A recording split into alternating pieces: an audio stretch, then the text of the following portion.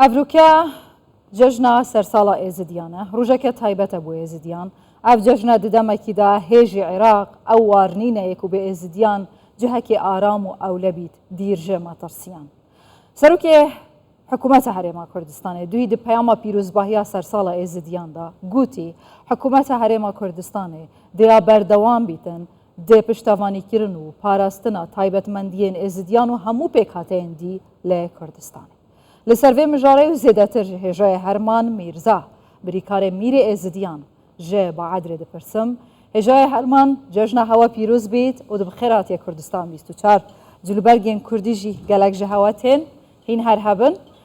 bizanim bi taybetî li ser peyama Serokweziran gava dibêjîtin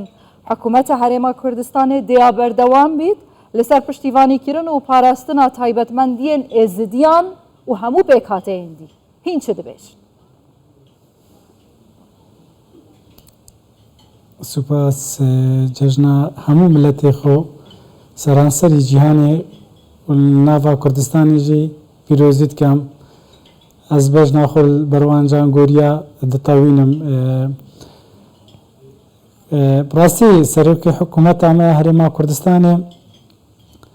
بەردەوام پشتەوان یاخۆ دیارکرێ ناوا کابینێدا و سەدان پرۆژە و ئەیمناهی یا بەرقەرار کردی و ئیرۆکە ئێزدی شێوەیەکی ئازادانە جەژنا خۆ بگێرن و ناوا کەسوکارت خۆدا و لە هەموو جیهانێ پشتەوانیا حکوومەتێک و کەناڵێت میدیایی کو بدەنە دیارکردن گۆڤە ملەتی ئێزدیە و ملەتی ئێزدی و جەژنن ئێدمان پیرۆزن ناوا کوردستانێدا نەبەس و ئێزدی بەلکو مەسیحیەت و ئیسلامەت ژی بنسیبەرە vê حکوومەتێدا ئازادیەکێت بینم مامۆستایەت ئاینی و مامۆستایان ئاینێ مەسیحیەتی و ئاینێ ئیسلامێ و کەسانت مێت ئاینێت ئێزدیا نفس ساوەک برایەک ئەڤەژی جهودی حکوومەتە هەرێما کوردستانێ بووە هەکە تو بێ و لێبرێنی کە حکوومەتە هەرێما کوردستانێ حجی هەموو پێکهاتەکی تێدا هەبووە بێ فەرق و جودایی هەکە کێموکاسیژی هەبووینە سوێ باوریێدامە و چەندێکی دیبێتن کودی هەمووژی چارەسەر بن ببتە یعنی شێوەیەکی گەلێکی ڕێک و پێک و جوان هێژایê Herman hîn dizanên Serokwezîrên Iraqê jî li Washingtonê yek ji mijarên guftûgû li ser hatiye kirin digel berpirsa bilindên Amerîka ji kuşka spî Wezareta Bergîrî Wezareta Derve meseleya asayîkirina rewşa Şingalê ye û Amerîka jî çendîn pêşinyar dane çendîn xal diyar kirine bu asayîkirina rewşa Şingalê bi re'ya hewa di demekê dûriyan nêzik wekî çawa di karnameya Sudanî de hatiye wekî çawa rêkeftina Şingalê di navbera hikûmeta federal û hikûmeta herêmê heye mumkin e rewşa Şingalê asayî bibîtin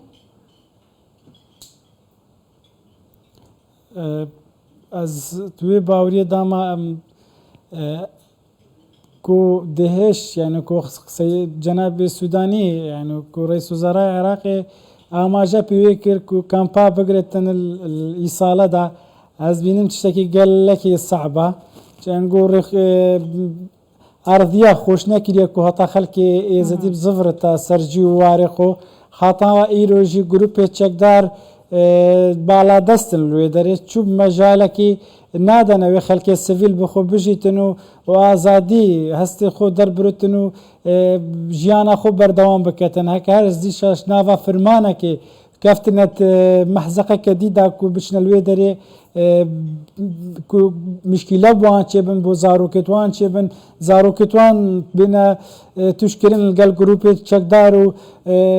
wek hejda şeعبî wan ji minteqê berqerarin yani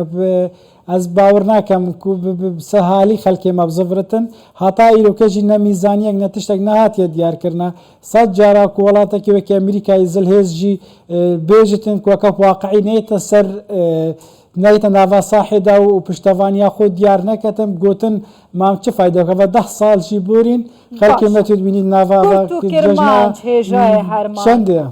kî li pişta rêkeftina Şengalê nehêta cêbecêkirin kî li pişta grupên labelayên ne li jêr sîha Iraqê û grupên biyanî li Şingalê bimînin yani berjewandiya kê daye kî nahêlî ev grupa biçine derê ez متأكد بە ئەو گروپێ خۆکریە ناوێ ئێزدیاتیە کارت کەتن و چوو باوەری چوو دینێکی ژینینە نە بە ئێزدیاتیە و نە بە مەسیحیەتێ و نە بە ئیسلامەتێ و ئەوان کەسە دەستی خۆیدانەکە چاوات قارن فەند و فیلا vê xelkê bikin xwesa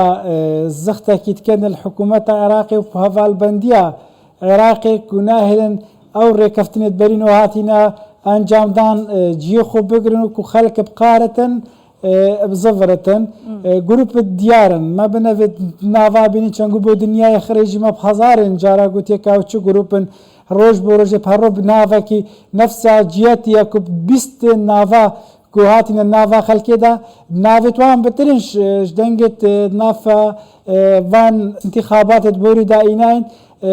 zilm û zordariyeke li xelkê me dike xwe dikene xudan bi rojane divên nava milletê êzidî û qewmiyeta wana Kurdî da têk bidin heştî sedê xelkê me li gel vê rayê ku dibin pê dikin xelkek newêritin rayê xwe derbiritin eva bite ciyê gumanê ku nevê nev xelke azad bijîtin xev xelke rêwrûsmê xwe û kulturê xwe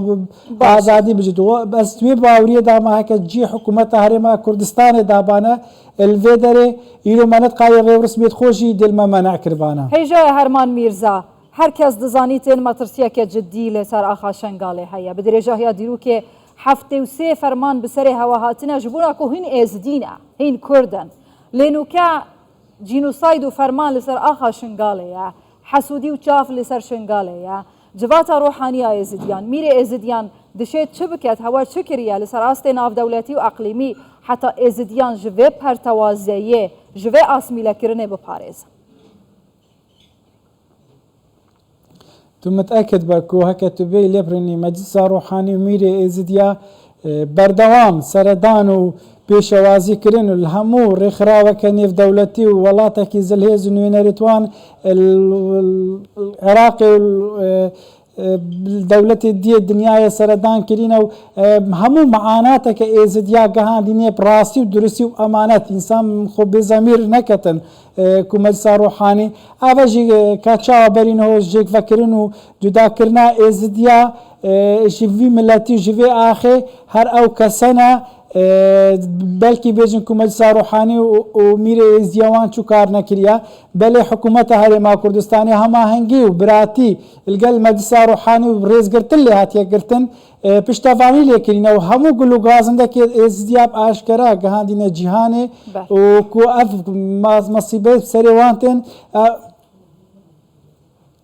بله هێژای هەرمان میرزا تا ئاخفتنە خو بڕیتە بەردەوامی نەدایێ بلاز پرسیارە خویا دماهیە بکەمە ئەڤە حتا وسە پەرتەوازیەک چێ بووە دناوە ئێزدیادا حتا نوکەندی ئەمڕا هاتینە دبێژنێ چهارشەمبە سوور لێوێ دماهیەدا هەندێک نێرینێ جودا دەرکەتن گوتی ئەوە چهارشەمبە سوور عیلاقەتم ئەڤە نینە ئەڤە سەری ساڵە ئێزدیا تو تشەی بێژیوە کە بریکارێ میرێ ئێزدیان ئایا ئەڤە چهارشەمبە سوورە یانجی سەر ساڵە ئێزدیانە کیژە ناوێوێ چییە؟ ئەو ئەساسێ وێ مەچوو جارە دنیادا مانە گوتیە چارشەمبە بووە سۆر خۆ چارشەمبە بووە سەری نیسانەیە چارشەمبە بووە یەکێش مەها نیسانێ تەقویمە ڕۆژ هەلاتی ئەم بێژین ئاساسە کەونا دنیاە پێش هەموو دینێکی و پێش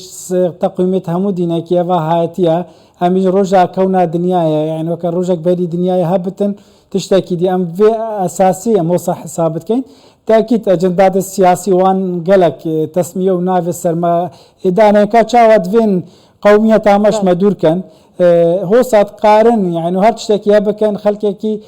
nasnava divên têk vedin bes înşallah xelkê êzidî gelek wiriyatir e hişyartir e û zanitin kî ew ji kê derhatiye di dîfaê xwe ketin û di hemû tiştekî wekî xwe parêzitin هێژای هەرمان میرزا برێکارێ میرێ ئێزدیان ji baetrê دووبارە cejnawe tev êzidiyan pîroz bît û dîsa weke kulîlkan geş û rom bin her hebin